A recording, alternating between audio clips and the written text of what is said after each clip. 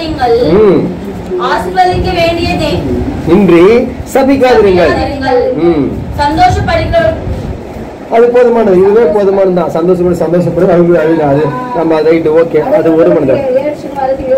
அப்போ என்னன்னா உங்களை அதை வாசிமா மறுபடியும், உங்களை துன்பப்படுத்துகிறவர்களை யாரெல்லாம் நம்மளை துன்பப்படுத்துறாங்களோ அவங்கள ஆசீர்வதிச்சோம்னா அவங்க துன்பப்படுத்துறதை விட்டுருவாங்க. அல்லேலூயா. அவங்க என்ன பண்ணுவாங்க, சமாதானமா வந்துடுவாங்க. அல்லேலூயா, அல்லேலூயா. பண்ணுங்க இயேசுவின் நாமத்தினால கர்த்தாவே எங்களை துன்பப்படுற எல்லாரையும் மன்னிச்சு ஆசீர்வதிக்கிற மாட்டவரே. அது ஆண்களோ பெண்களோ சொந்தக்காரங்களோ கூட நண்பர்களோ அது புற ஜாதிகளோ இயேசுவின் நாமத்துல எங்களை துன்பப்படுற யாரும் எங்களை வாழ்த்தி ஆசீர்வதிக்கிறோம் இயேசுவின் நாமத்துல. அப்போ துன்பப்படுற ஆசீர்வதிக்கும் போது இந்த ஆசீர்வாதம் நமக்கு வந்து சேரும் என்று சொல்லி வசனம் சொல்லுது. 1 பேதுரு புத்தகம் 3வது அதிகாரம் 9வது வசனம்.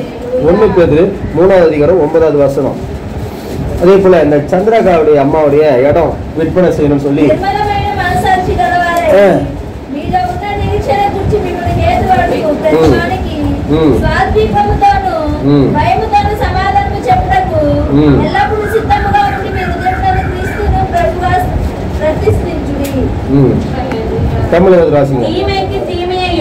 தீமைக்கு தீமையும் உதாசனத்துக்கு உதாசனமும் சரி கட்டாமல் அதற்கு பதிலாக ஆசீர்வாதத்தை சுதந்திரித்துக்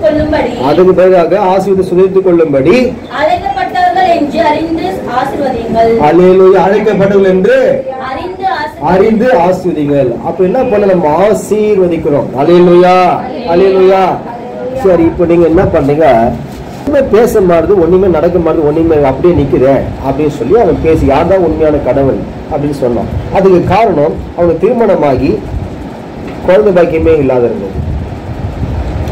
அப்போ அப்படி கேட்கும்போது திடீர்னு ஒரு சத்தம் வானத்திலிருந்து வந்தது. வந்தபோது அவன் சுதர்சி கொண்டு பயந்து நடுங்கி ஆண்டவரிடத்துல பேச தொடங்கினான். ஆண்டவர் சொன்னார், உன் தாயின் தகப்பனை விட்டு நான் காண்பிக்கும் தேசத்துக்கு போ. அப்ப தாய் தகப்பன் என்ன இருக்குது, இவன் மட்டும்தான் மனம் திரும்பினா அவன் தாய் தகப்பன் மனம் திரும்பவில்லை. அல்லது அந்த குடும்பங்கள் என்ன இருந்தது, அந்த பாரம்பரிய வழக்கங்கள் இருந்தது. அந்த குடும்பத்துல அந்த எல்லையில அவனுக்கு அந்த சமாதானம் இல்லாதபடி கட்டப்பட்டிருந்தது, ஆசீர்வாதம் இல்லாதபடி இருந்தது. அப்ப என்ன பண்ண, தாயின் தகப்பனை விட்டு தூரம் போ, நான் காண்பிக்கும் தேசத்துக்கு போ, நான் உன்னை பெரிய ஜாதியாக்கி உன்னை ஆசீர்வதித்து உன் பேரை பெருமைப்படுத்துவேன் என்று சொல்லி வேத வசனம் சொல்லப்படுகிறது. அப்படி சொல்லப்பட்டபடினால அவன் போய் ஆசீர்வதிக்கப்பட்டதை நம்ம பார்க்கிறோம். அல்லேலூயா, அல்லேலூயா. வாசிப்போம் ஆதியாகமம் புத்தகம் 12வது அதிகாரம் 1லிருந்து 4வது வசனம் சத்தமா. கர்த்தர் ஆபிரகாமை நோக்கி, நீ உன் தேசத்தையும் உன் இனத்தையும் தகப்பனுடைய வீட்டையும் விட்டு புறப்பட்டு நான் உனக்கு காண்பிக்கும் தேசத்துக்கு போ. நான் உன்னை பெரிய ஜாதியாக்கி உன்னை ஆசீர்வதித்து உன் பேரை பெருமைப்படுத்துவேன். நீ ஆசீர்வாதமாய் இருப்பாய்.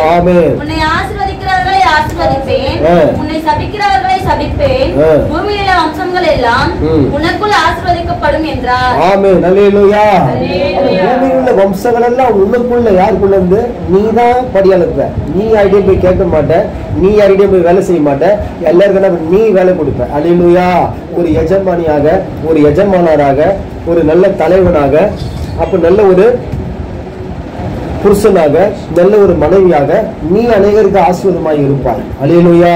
பூமியில ஜனங்கள்லாம் உன்னை நிமித்தமா தான் ஆசீர்வதிக்கப்படும். அல்லேலூயா, அல்லேலூயா. அப்ப அந்த ஆசீர்வாதம் நமக்கு வரணும்னாக்கா ஆபிரகாம் ஆசீர்வாதம் நமக்கு வரணும். அப்ப சொல்றாரு, உன்னை ஆசீர்வதிக்கல நான் ஆசீர்வதிப்பேன், உன்னை சபிக்கல நான் சபிப்பேன் என்று சொன்னான். அல்லேலூயா, அல்லேலூயா. இயேசுவின் நாமத்தினால ஆசீர்வதிக்கலாம், ஆசீர்வாதமா இருக்கும்படியாக சொல்லுங்க, ஆசீர்வாதமா இருக்கும்படியாக இயேசுவின் நாமத்தினால வாழ்த்தி ஆசீர்வதிக்கிறேன், ஆசீர்வதிக்கிறேன். இயேசுவின் நாமத்தினால என்னை சபிக்கிறவர்களை நான் சபிக்க மாட்டேன். ஆண்டவரே நியாயம் தீர்ப்பார். அல்லேலூயா, அல்லேலூயா, அல்லேலூயா. தேவ நாம மகிமைப்படுவதாக. அடுத்தது ஆதியாகமம் 49வது அதிகாரம் 25வது வசனம். நீங்க உணர்ச்சியோடு இருந்தீங்கன்னா, பொறுமையா இருந்தீங்கன்னா, தேவனுக்கு சிந்தைக்கு இடம் கொடுத்தீங்கன்னாக்கா இப்ப சொல்ற வார்த்தைகள் எல்லாம் உங்க மேல வந்து பண்ணிக்கும்.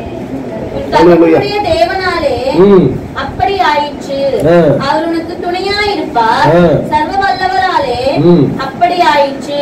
அவர் உயர வானத்தில் உண்டாகும் ஆசீர்வாதங்களினாலும் கீழே ஆழத்தில் உண்டாகும் ஆசீர்வாதங்களினாலும் தனங்களுக்கு கற்பங்களுக்கும் உரிய ஆசீர்வாதங்களினாலும் உன்னை ஆசீர்வதிப்பார். உன் தகப்பனுடைய ஆசீர்வாதங்கள் உன் பிதாக்களுடைய ஆசீர்வாதங்களுக்கு மேற்பட்டதாயிருந்தது. நித்திய பர்வதங்களின் முடிவு மட்டும் எட்டுகின்றன. அவைகள் யோசேப்புடைய சிரசின் மேலும் தன் சகோதரரில் விசேஷித்தவனுடைய உச்சந்தலையின் மேலும் வருவதாக. அல்லேலூயா, அல்லேலூயா. இந்த ஆசீர்வாதம் எப்ப வரும்னாக்கா, நம்ம சத்துருவுக்காக வேண்டுதல் செய்யும் போது, நாம் பிறரை மன்னிக்கும் போது,